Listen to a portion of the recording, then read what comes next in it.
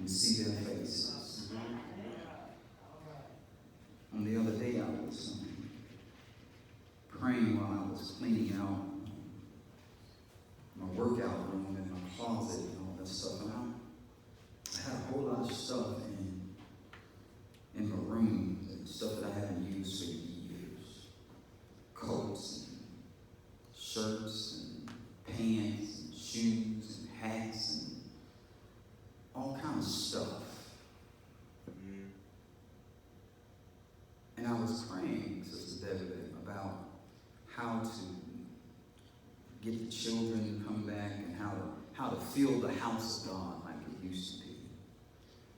And he said, you're throwing away a lot of stuff. The folk aren't going to come back until you get rid of some stuff. The folk, he didn't say the children. The folk aren't going to come back until you get rid of some stuff. And so I thank God for a pastor like mine who's retired now, who showed me how to see the small things in God and to keep talking to God when God is talking. I could have stopped there, my Lord, but my pastor taught me that when God is talking, you keep talking and listening.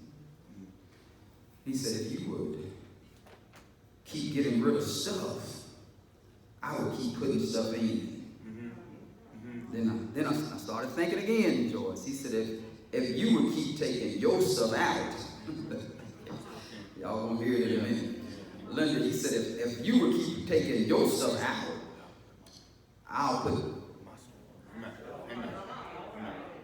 I'm not gonna put my stuff in your house while you keep putting. Neither, he said, soon as you get rid of some of your stuff, he'll put some of his stuff in. Therefore, I find it hard sometimes to let go of stuff, even stuff I'm not using. Even the stuff I'm not using, I find it hard to just let it go. I ain't worn this stuff in years. It's just in there taking up space, but I'm asking God to give me more stuff. And anybody know what I'm talking about? Anybody understand that the more stuff that I get rid of, the more stuff of His. Don't do like Neil. After you get rid of some old stuff, go buy some more stuff and put it in the house. That's what Neil does. Take some stuff out and buy some more stuff and put it in. But get rid of some stuff. And God will put in His stuff. Amen. That was for me while I was cleaning out my house. Listen, y'all, let's jump into the text. We thank God for you and your being here. We thank God for those in the parking lot. It's a blessing. What a blessing it is, man, to ride by and see. So Kiki out there in her car just ready. I'm gonna have to give her a little offering. Kiki, next Sunday, Pastor gonna stop by with you an envelope. You bless my soul. It's been I don't know how many Sundays we passed by, and her car is out there waiting. She could be doing anything anywhere, but she's out there on the parking lot waiting for the word.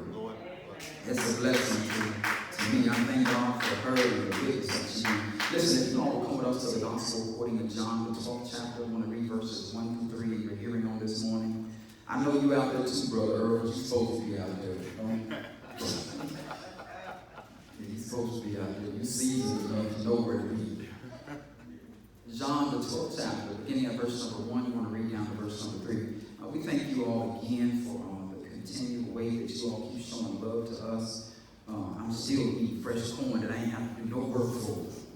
Thank you.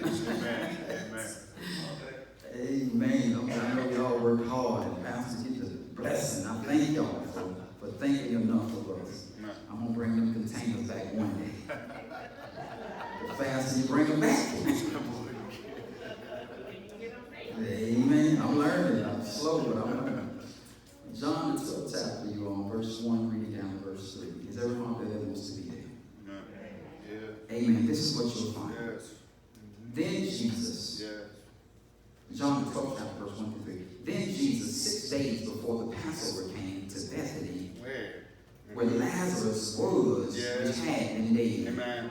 Glory. Whom he raised from the dead. Glory, glory. Already this morning. There they made him a supper, and Martha served, but Lazarus Lazarus was one of them that sat at the table with him. Amen. Amen. Verse 3 says, then took Mary a pound of ointment of spikenard, very costly, and anointed the feet of Jesus, and wiped his feet with her hair. And the house was filled with the odor of the ointment. Amen. I want to leave with you this thought. Fill this house. Amen. Glory. Fill this house. Have you ever walked into an empty house and seems like everything in there just echoes your steps that you make when you open a door, and while you're in the empty house, you're already imagining where you're going to put this picture and where the furniture's going to go and how you're going to make this space a comfortable living space. Walking into a place that you would like to dress it up the way you want it. You want to put the things in the house that you wanted to make it comfortable for you and so you can entertain folk that come into the house. But imagine coming into the house of your God and it seems empty even when people are sitting in the house. Imagine after all the miracles that God has worked, when you come in his house, you never feel anything. When you come in the house of God, after all the things he's done for us, after all of the times he molded us and shaped us and embraced us, when you come into the house, it doesn't seem like you entered into the house of a living God. When the house is empty, even when there are people in the house, it ought to make you wonder, what's wrong? Is the house empty? What's missing from the house? Everything seems to be in place. When we come into the house, there's pews in the house, there's a pulpit in the house, there's pianos and drums in the house, there's people in the house. But what's missing from the house of God when we walk into the house and we don't feel anything? Amen. There ought to be something on the inside of the believer when they come into the house of God, that they feel something in the house. There ought to be at least he can write some noise in the house that says that the God that I serve, he's real and he's strong and he's omnipotent, and I understand that his hand is over my life, that he's been guiding me and walking with me and ordering my steps all the days of my life. So when I come in his house, there'll all be a noise that I bring in the house. If the house feels like it's empty, you ought to ask yourself, what did you bring? What did you bring in the house? When we get to this passage of scripture, we find that Jesus has already turned water into wine in Canaan. He's already ministered to the woman at the well in Samaria. He's delivered an impotent man at the pool of Bethesda. He's been down there at the pool and he's been looking at the people in their condition. He asked this one man, do you want to be made whole? Amen. He sent the blind man down to the pool of Siloam to wash, so he gets his eyesight back. God has done all these things, and these are just a small record of the things that we understand that God did. What I'm trying to suggest to you on this morning is, don't you know by now your God is amazing? And if your God is amazing, certainly there ought to be something that comes out of your mouth that tells God, I thank you for being amazing. I thank you that I know you. I thank you that I understand who you are. Fill the house, and the believer begins to fill the house of God. We don't just fill it with blessing that God has given to us. We fill it with blessing that we want to give to God. Too long on the house. We've been coming to God's house, asking God to fill our house and leaving God's house empty and devoid of praise, worship, knowing there ought at least be some noise in the house of God. We ought to have to get to a place like where we tell everybody, can y'all calm down so we can preach? I know you want to fill the house. I know God's been good to you. I know he healed your body. I know he regulated your mind. I know he done all these things for you. I know he's so good that you can't hardly stand. I know you take and sing that is good, but let's make some noise in the house, not for the preacher, not even for the message, simply because you know him. Thank you, Lord. Oh, my boy, I couldn't understand, even if there's no preacher in the house, I ought to be able to bring something to the house of God. Even if there's no musicians in the house, if there's no choir, even if there's no people in the house, sometimes I just come down to the house just to talk to God myself. I just pull up in the parking lot and lock the door so that I'll know that the Spirit of the God that keeps watching over me, keeps delivering me. Even when I don't ask him, he's still being good. Even when I don't pray in the right mouth, he's still delivering. Even when I don't bless him like I should, he keeps on blessing me. You ought to tell yourself, I'm going to fill the house. Hallelujah. Your house is full of stuff. Yeah. All the reason why pastors say they go pastor's house full of stuff. Which means God has given me so much that I don't even have the time to use all of it. God has supplied my needs so richly that I don't have time to even use all of it. Thank you, God. But yet when I come to the house, I don't bring the first fruits. I don't even bring the last fruit. But what am I bringing to the house of God? But you've got to understand that God is waiting for you in his house. I wouldn't even write sometimes that y'all would come not expecting to hear word from Pastor Moore, but expecting to hear from heaven. When you come expecting to hear from heaven, guess what God will do? He'll reach down into your ear, pull out that stuff that's in there, and he'll speak right into your ear. You'll know it's not a man talking, it's the word of God talking to you. It's the reason why God revealed himself through the word Jesus being the word made flesh. We heard that word, and then he said, you ought to take that flesh and eat of it so that he'll be in you. I wonder if there anybody in here who knows how to feel God's house. Glory. Well, the question would come in, if you don't know how to feel God's house, how did you get so good feeling your house? All that means is, Sister Beverly, that God answered your prayers. How your lights stay on? How does your refrigerator stay full? How do you keep getting furniture put in all these places? How after all this time have all your needs been met? Apparently somebody was hearing prayer, answering prayer, and delivering for you. We have so much stuff that we don't even know how to use it, but we keep asking God for more. Listen with me, I'm in the text because the text is clear that Jesus has come 6 days before the Passover being the Jewish holiday that celebrates the liberation of God passing over his people that were caught down into Egypt. But I need you to understand that you've got to learn to see that God is willing to turn things around for you even when you didn't understand that you needed them turned around. The text is clear that God goes down into Bethany, a place he's been before. It's the same place where he raised Lazarus. Text the verse says in verse number 1 that he's there before the Passover at Bethany where Lazarus was, which had been dead, which he raised from the dead, which means you got to understand that God loves you so much that he's willing to turn around some stuff for you. Amen. Lazarus was dead, but God turned that thing around. Let me stop there. Amen. I'm getting too excited. I feel my blood pressure rising. Let me slow down a little bit because I need you to understand something, Mama Boy. All my Christian life, folk have told me about God's power and his authority over death and the grave. But I see something here that I never heard that heaven had to whisper. The text tells us clear right here that Jesus even had power over death and the grave before he said all power. Heaven and earth is in my hands. You don't know when to shout. I'll shout for you right there. The text is clear. A man was dead, but now he's alive. Which means Jesus had power, not all power, but he had access to all power, or he wouldn't have been able to raise Lazarus from the grave. The text is clear that when he shows up and he asked God to deliver Lazarus, he said, God, I thank you that you heard my prayer.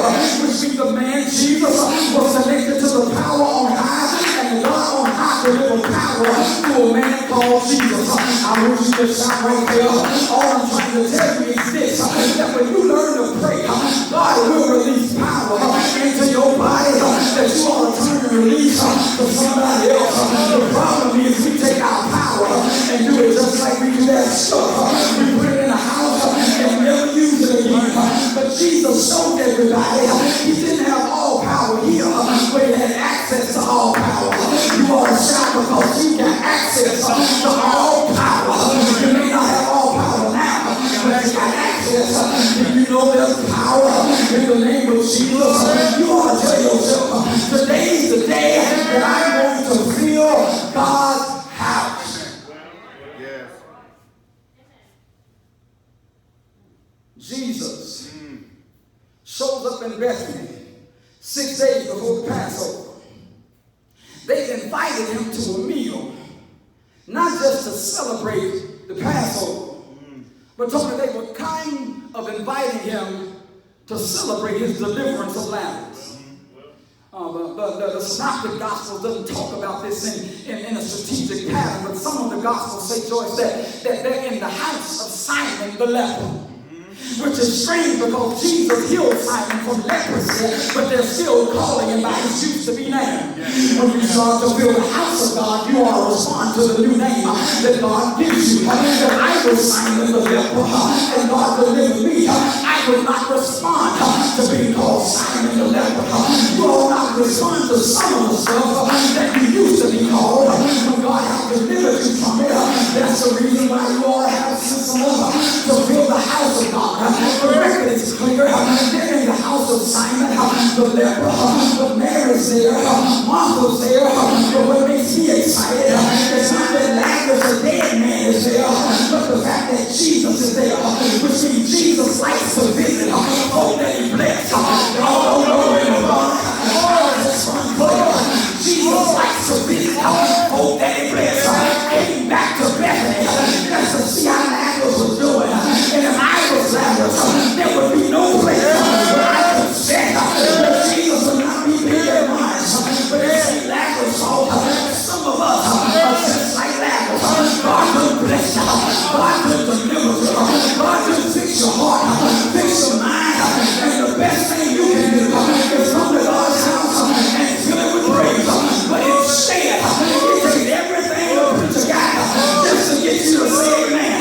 You mean to tell me after all the doors God has opened, after all the blessings He's given, after all the provision God has done, it shouldn't take nobody to remind you, especially you, about how good God has been. Why could somebody have to tell Lazarus how good God has been? Don't you know God turned that thing all around for Lazarus? Lazarus should have to be contained by somebody. You ought to just tell your neighbor or tell yourself, I'm going to fill this house with praise.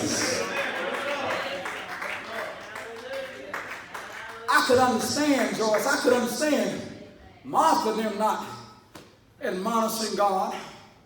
I could almost understand Mary, but she got a little history too. Y'all mind if I use my education? She's been healed.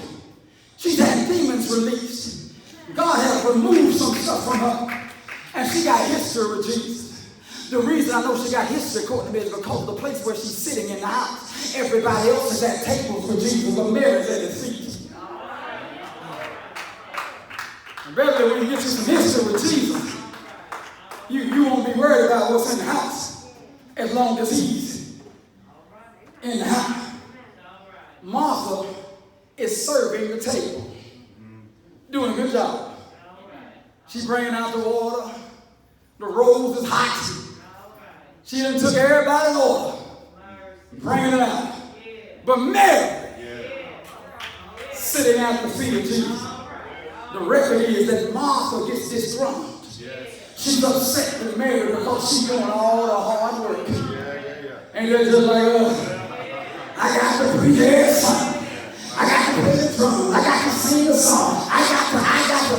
After all God has done for you, you want to complain about serving tables. I'm on for us. Let's talk about what's happening here. We're in the house of Simon the leper, who is no longer a leper, but still acting like one. Mercy. Oh, come on in for that. So we're in the house of a man who's been healed, but still acting like, still responding to a name that he no longer is. Then you got a disgruntled waitress who's upset because she got to serve tables. And then, Nita, you have a man who was dead. Mercy. But now is alive. Amen. And instead of this joker worshiping God and kissing him and holding on to him, he's sitting at the table. Mercy. Oh, I see a lot of Lazarus in the house. Mercy. See a whole lot of Lazarus in the house. You ain't been dead, but the reason you ain't been dead is because God will cover you. And it shouldn't take you dying to get to the place where you're willing to fill the house. Not only do we have a miracle sitting at the table, Oh, yeah. We got the miracle worker sitting in the house. Amen. Amen. And I'll tell you today, George, that God's in the house. Glory. And he know I'm prepared. Glory. But he in the house. Glory. Checking out what Glory. he in the house checking out what y'all. He was sitting there at the table. He was not worried about what Martha was doing, what Mary was doing, what Simon was doing. But I guarantee you, he had his eyes on Larry.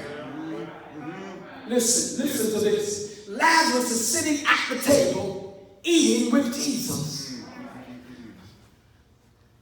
How do you go from, how can I say it where y'all understand it, where how far this thing is that God turned around. Let me see. Hey, I wrote it down for y'all. Then right there's no condition that God can't turn around for you. But because there's no condition that God can't turn around, God will show up in your house and see how you're responding to the very thing that He turned around. And if you're still acting like you did before God turned it around, you did not deserve God to deliver you the way that He does. Thank you, Father. I've never seen Thank you, Lord. anybody deserve what Lazarus deserved. Yet Lazarus is sitting at the table, acting like it's all good. When I think about what Jesus did for Lazarus, He waited for him to die so that he could be a part of this miracle. See, my social here. God could have said, you're healed, and Lazarus wouldn't have got sick enough to die. But God used Lazarus' death so that me and you might fill the house. Billy, God used Lazarus' death so that you and I may come into the house, not having to experience death the way Lazarus did, and fill the house. Glory. Oh, but Linda, we so like Lazarus that even Lazarus is just sitting at the table. He's just sitting at the table. He waiting for Martha. He waiting. He probably Billy was paying more attention to Simon than he was Jesus. I'm not biblically sure, but he's at Simon's house. Jesus is there, who has healed him. Not healed, that's a terrible word, but God has resurrected you. Glory. Can I say something I just heard? God has a way of rolling stones out the way. Amen. But Deacon Rice, here comes the shout. You serve a God that'll take you from the tomb to the table. Glory. Deacon Boy, you serve a God Thank you, Lord. that can reach into the tomb, bring you out of the tomb, sit you right down at the table. The psalmist said, you prepare the table for me in the presence of my enemies. You anointed my head with oil, and my cup running over. I wish there was somebody in the house that would fill this house like a cup running over. God is here. That Lazarus is alive. Go from the tomb over to the table in the presence of the living God without a moving word being said. I wish there was somebody that would just raise their hands and say, Lord, instruct me on how to fill your house. You fill my house, and you fill your house. Is there anybody in here that will fill this house with praise? Jesus, you're worthy. Thank you, Father. Hallelujah, Jesus. Lazarus have been brought from a tomb. And he's sitting over there at the table. God turned it around so much so that the miracle that you are, folk don't even recognize. But Sister Linda, Glory. there's always one somebody in the house. Glory. I wrote a bunch of notes. I ain't going to use them today. Glory.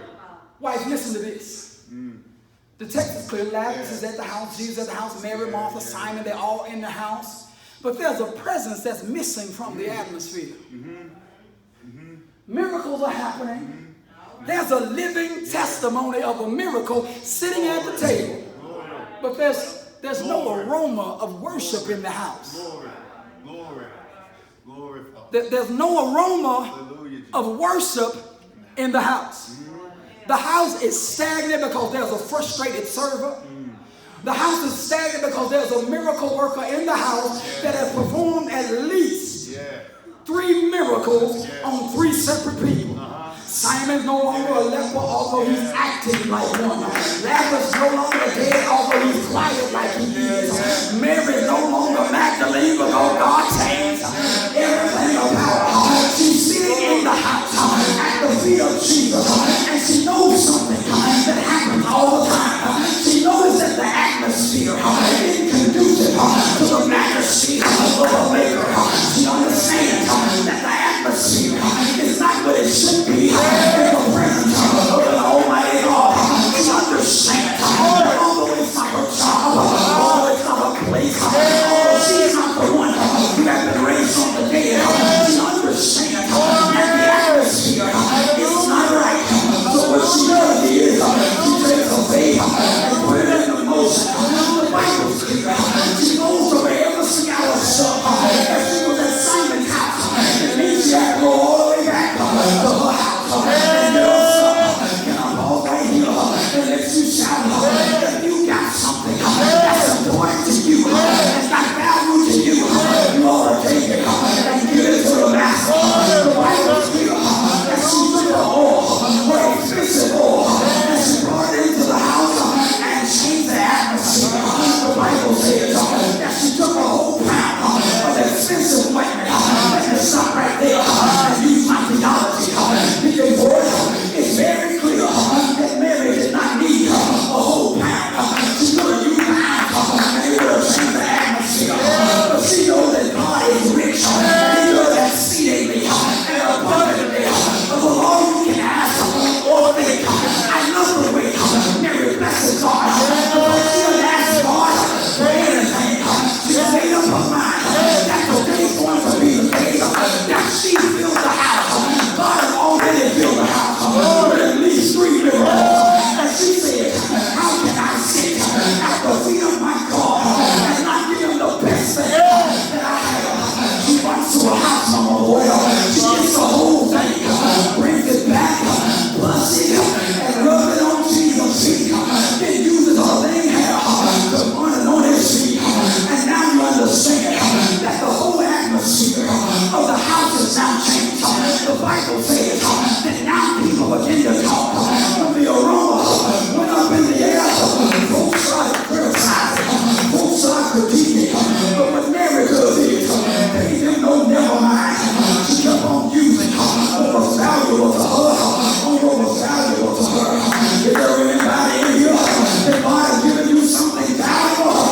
You took it and used it on the one that gave it. I'll tell you something valuable that you have. And you got plenty of time to use it. Let everything that have breath, praise the Lord. Your breath is valuable to you. You ought to take it and use it on the Lord. Listen, I see it's like a bubble over your head. Go and give God glory. Because everybody in here should have been dead. Should have been in their grave. Should have been a whole lot of Lazarus in the house. But God knows He was so rich in mercy, so rich in grace, that He opened up a new door, sent Jesus through it, and then you ran to it. Is there anybody that will feel this house of praise? Good God. God, I thank You for Your goodness. Thank You for Your mercy. Thank You for Your anointing. Thank You that I know You. Thank You that You bless me. But more than that, I thank You that You have the ability to let me feel Your house with praise. Let's look at this because the text is clear that they made Him a supper. Martha served, but Lazarus, this is verse 2, was one of them that sat at the table with Him. My boy, the reason why I understand that Jesus was watching Lazarus is because this really ain't about Lazarus, but it keeps saying Lazarus was at the table. Yeah. Listen to this, Courtney, I'm almost done. Mary is so infatuated. Yeah. Mary is so mesmerized with the Spirit of God that she don't want to sit at the table. Y'all coming. Y'all coming. She don't want to sit at the table because she feels she's not worthy. Yes. But my boy, here's the secret. Folk who think they're worthy, they'll sit at the table. They won't break nothing and spend it on Jesus. They won't sweat and give God glory. Folk who think they're worthy will just sit at the table. But when you realize you're not worthy, you just thankful you can sit at the feet. Mary says, boy, this is amazing. Because Jesus does not critique the way anybody's responding. Yeah. Mama Howard, I'm fickle. If I do something for you like this, if I save you from a burning house, every time you see me, you better say thank you. Yeah. I don't even smoke cigarettes, but I'll carry a lighter that might set you on fire. If God has done something for you like this, see y'all just think about Lazarus, but I need you to think about you. Every morning, God does something for us like this. Because I couldn't lay down and stay laid down until you call my name. But God performs a Lazarus experience on you day after day, month after month, year after year. He doesn't have to call you by name, but you don't wake up on your own power. You don't wake up under your own auspices. God does a Lazarus experience on you every single day. Shame on you and I for critiquing Lazarus so hard. God wakes us up every morning and we do the same thing Lazarus does. Go sit at the table for breakfast. But Mary says, I'm not going to critique nobody. I'm not going to criticize nobody. If you don't want to give God praise, that's on you. Guess what I'm going to do? I'm going to run to my secret stash. I'm going to find the most expensive thing I got. I'm going to find something that means a lot to me and means a lot to others. Because when Mary used it, everybody started talking. And I tell you here that when you give God your best, there's always going to be somebody that's got something to say. They don't take all that. You could have just used a little bit. The Bible says that she used the whole pound. Judas talks about how much it was worth. It was worth a whole year's salary. But Mary does this. She said, I'm going to take care of this thing for a year. But God took care of it for eternity. I'm going to learn to speak. And here's what I'm going to do. When I anoint God's feet, I understand that God is so good that when I anoint him, he'll let me anoint myself. Mary is strategic. Mary is strategic. She understands that God came to kill and God came to serve. So although she anoints him, she takes her own hair, wipes God's feet. So I see in the text something that preachers don't talk about. God is anointed, but so is Mary. Everywhere she goes, the same anointing Jesus has. Mary got it too. But she everywhere. Mary goes. She walks in the anointing of the Lord. The Bible says she takes her hair and dries his feet. And other folks are complaining. But what I love about the text that you find in verse 3 is that not only did Mary anoint Jesus, not only did Mary anoint her hair, but here it is, Joyce. The whole house was now anointed because the atmosphere is changed. The Bible says that the whole house was filled with the odor, the atmosphere, the aroma has changed. Which means when God does something with you, you want to change the atmosphere. When God does something with you and your family, you want to change the atmosphere.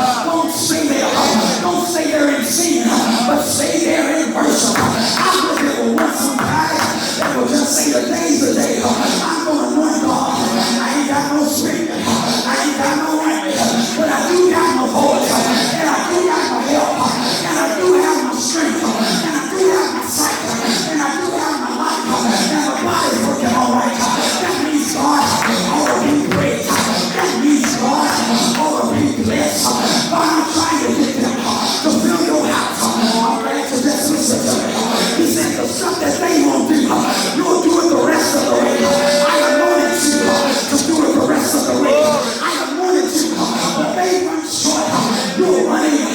God, I thank you that we ain't got to do it by ourselves. I remember once somebody that would just shout, fill the house, fill the house, fill this house, fill it with your glory, fill it with your anointing, fill it with your blessings, fill it with your love, fill this house, and watch the atmosphere change.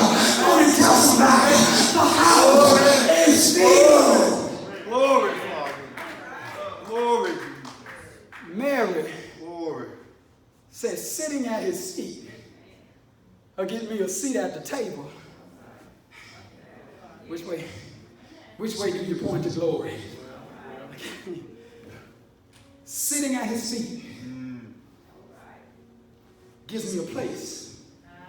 Deacon, for so many of us preachers, so many of us deacons, we want to sit at the table, but we're unwilling to sit at his feet. Yes, Lord help. What's wrong with us, Joyce, to where God came and resurrected a man, and the house was still not filled with praise? Billy and Mary said, it's something wrong with us. It's something wrong with us. She said, but what y'all won't do, I'll go back and get my ointment. I'll come back and I'll do it. And though you're not saying anything, the perfume is. Amen. Amen. Amen. Bill, I'm trying to stop. We wasn't saying anything, but the odor of the ointment, it filled the house. Linda, which means anywhere Jesus is, the house ought to be. My voice, anywhere Jesus is, the house shouldn't just be. It ought to be filled. Can I? Y'all got time for one more? I feel like another 45 minutes, but I ain't gonna try to hurt nobody. Deacon Perry, we'll fill God's house. And we'll fill God's house with praise, with worship. Guess what happens when we get back to our house? Glory. He'll fill it with his presence. If you praise and worship, he'll fill it, your house, with his presence. Billy, I'm in there taking out coats and stuff, taking out shirts and shoes and taking stuff out. So much stuff that I should have took it to somewhere and gave it to somebody. It was so much stuff that I was lazy, Tony, and I just threw it away. Thank you, Father. Y'all in the back, y'all can hear my wife say, really? Joyce, this is how fickle the believer is. A blessing that God gave me a while ago that I didn't use. Yeah. I got so much that I was too lazy to take it and give it to somebody else. When my wife wasn't looking, I just threw it away. Some of y'all be looking at me like, y'all have done the same thing. Some of y'all are looking up here at me. I can see y'all on y'all masks. Passing over. Y'all have done the same thing. God done gave us so much that we're too late. Look at Linda laughing through her mouth. God done blessed us with so much that we're too lazy to take it and bless somebody else with it. I know I was wrong when I was throwing it away. It felt wrong. But I didn't feel like packing it up in my truck, going down there, really, throwing the stuff out there. I know, I'm trying to justify it. I was just wrong, man.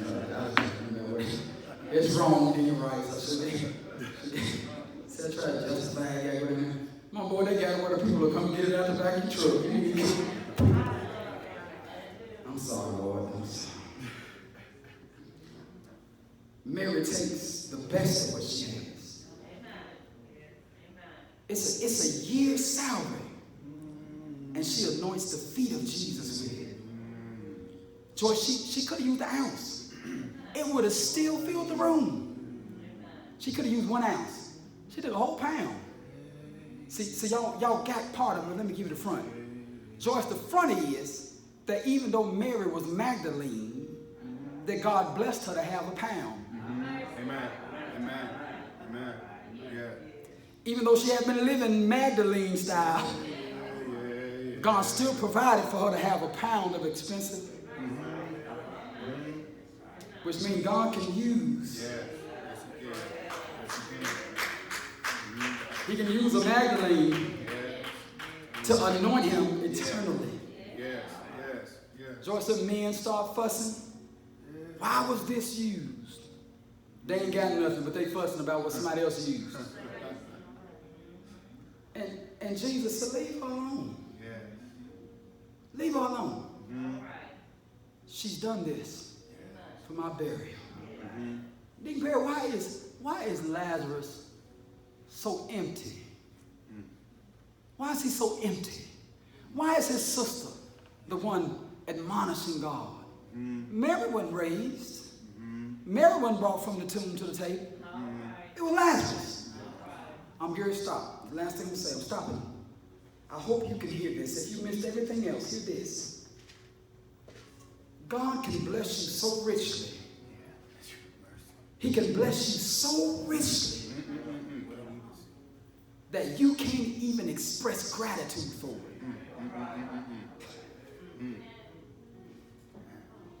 God can bless you, Billy, so richly that you cannot express gratitude for it. But that shouldn't stop you from trying. Amen. Amen. Shouldn't stop you from trying. Say something. I've been sitting there crying my head all this sermon because it hit so much to me. Because, like Reverend Bo said, it's important to me. I am a living witness. Like Reverend Pearson would say, I'm not going to tell you what I think, I'll tell you what I know. Right. Dante Paul says, heavy lifting. Yes. And you smell that smell? Yes. There's so much out here. I'm disappointed. I said it and laid down, I'm disappointed. I rode down the road, 31E the other day, with Roger Woodson Farm.